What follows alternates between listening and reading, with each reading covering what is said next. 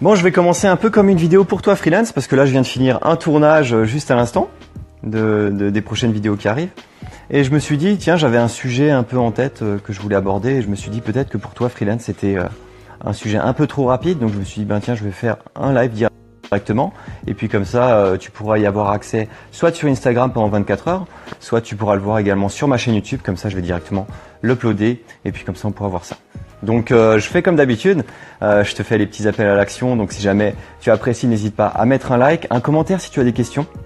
Là je commence à avoir pas mal de questions et j'aime bien, parce que du coup dans le groupe freelance pour toi freelance, j'ai un groupe Facebook privé, on commence déjà à se donner un peu des petits conseils par-ci par-là, et franchement c'est super sympathique, donc n'hésite pas à venir faire partie de l'aventure, à me suivre également sur Instagram. Et puis voilà, comme ça on va pouvoir continuer.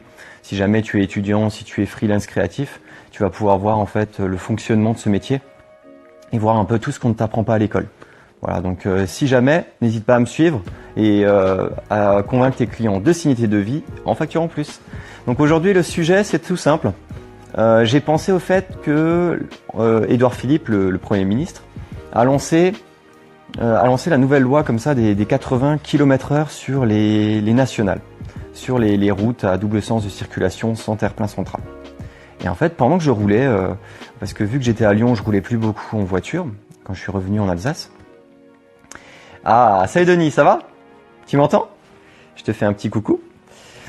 Alors comme je disais Denis, en fait là je fais une vidéo un peu entre le live et le pour toi freelance, parce que je viens de finir un tournage de vidéo là. Et du coup, je me suis dit, bah tiens, je vais parler d'un certain sujet. Et le sujet en question, c'est tout simplement la limitation de 80 km/h par Édouard Philippe, le Premier ministre. Et je voulais dire comme quoi, en fait, en quoi ça a impacté notre expérience utilisateur, en quoi ça a impacté notre UX. Et ben écoute, ça va très bien, ça va très bien. Là, j'ai plein d'idées de vidéos et tout. Je publie pas mal de trucs, je suis au taquet, donc franchement, c'est cool. Bon, je dis coucou à tout le monde d'abord. Donc voilà, donc pour les gens qui ne savent pas ce que c'est l'UX, c'est l'expérience utilisateur. En fait, c'est simplement l'expérience utilisateur, il y en a absolument partout. Par exemple, quand tu es en voiture, que tu regardes un panneau, si le panneau il a une certaine couleur, s'il a une certaine taille, s'il a une certaine distance d'un obstacle ou autre, c'est de l'expérience utilisateur. Ça a été prévu de manière à ce que ce soit adapté à la situation. Par exemple, en ville, les panneaux sont à 50 mètres, alors qu'en autoroute, ils sont à 200 mètres. Du point, de l'objectif ou autre. Et c'est justement prévu en fonction de la vitesse. Forcément, plus tu vas vite, plus il faut te prévenir à l'avance avec des panneaux qui sont plus grands. Donc forcément, c'est ça en fait de l'expérience utilisateur. Sinon, pour le commun des mortels, on va dire, l'expérience utilisateur le plus probant, c'est le ketchup. Tu vois, le ketchup, si jamais tu as une bouteille de ketchup avec le bouchon en haut, tu vois, si jamais tu le poses, eh ben le ketchup va au bas du récipient. Ce qui fait que quand toi tu dois verser ton ketchup, il faut que tu le retournes. Eh bien, Heinz avait notamment créé une bouteille de ketchup qui, elle, justement, se posait à l'envers pour que comme ça tu puisses facilement accéder. Tu avais juste à appuyer et tu avais accès directement à ton ketchup. Donc voilà, ça c'est un exemple d'expérience utilisateur. Et en fait là, comme je disais avant, j'avais plus beaucoup roulé là ces derniers temps. Donc là j'ai roulé avec ma petite Peugeot et il y avait le cadran. Le fameux cadran. Alors je ne sais pas si je peux inverser. Si je peux inverser. En fait, j'ai un cadran de ce type-là. C'est sur mon ordinateur. Tu vois, là, il y a 50, c'est une grande barre, 70, 90, 110, 130.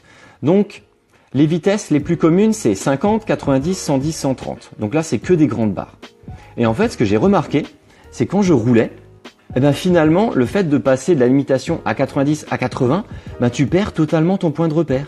Ce qui fait qu'au niveau de l'expérience utilisateur, oui, ça parle expérience utilisateur, Tony, carrément. Et là, du coup, en fait, ça a totalement détruit mon expérience utilisateur. Alors après, on verra dans un second temps, c'est que c'est pas le seul cadran qui existe. Il en existe plein d'autres. Mais en gros, voilà, en ayant justement maintenant un petit cadran pour le 80, qui est devenu une des limitations de vitesse principale en France, bah forcément, pour ce type de cadran-là, bah c'est plus adapté. Voilà, donc normalement, si on voudrait que ce soit correctement adapté aux voitures et au bon cadran aux limitations actuelles, il faudrait que le 50 soit mis en avant, le 80 soit mis en avant, le 110 et le 130, ce qui n'est plus le cas actuellement. Parce que du coup, quand je suis en train de rouler à 80, outre le fait que j'ai l'habitude Outre le fait que j'ai l'habitude de rouler à 90, eh bien quand je suis là, vu qu'il n'y a pas de point de repère, soit j'ai envie de tendre vers le 70, soit j'ai envie de tendre vers le 90. Donc c'est plus du tout prévu. En fait, l'expérience utilisateur a été, a été décalée finalement par rapport à ces cadrans-là. Après, ça ne fonctionne pas forcément. Par exemple, j'ai regardé d'autres types de cadrans. La Audi, vu que ça va à une vitesse totalement folle, là, à 300 km/h, voilà, les cadrans, t'as des petits points pour 10 km/h. Et finalement, là, il y a presque plus aucun sens. Par exemple, là, on a du 100. En France, le 100, on s'en fout.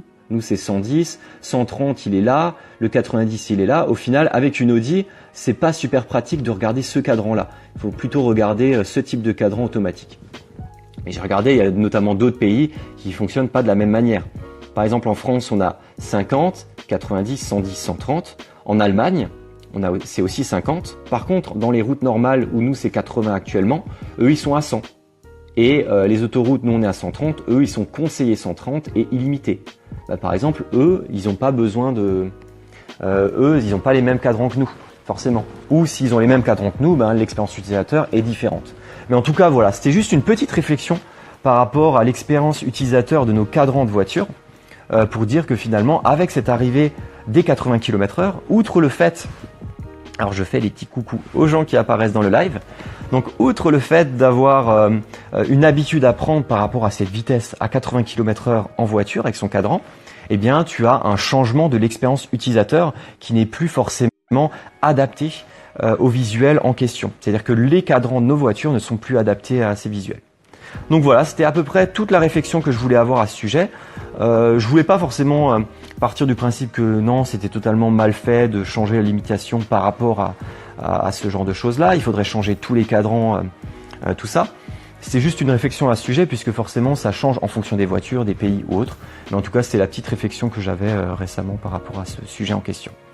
Donc écoutez, moi en tout cas j'ai fini pour cette petite vidéo. Je la mettrai en ligne également sur YouTube si jamais vous voulez la regarder plus tard. Sinon elle est encore en ligne pendant 24 heures sur Instagram. Donc je fais mes petits appels à action vu que c'est pratiquement une vidéo pour toi freelance. Donc si jamais tu as aimé la vidéo, n'hésite pas à mettre un like, à mettre un commentaire en dessous de la vidéo si jamais tu as des questions, des interrogations ou autres.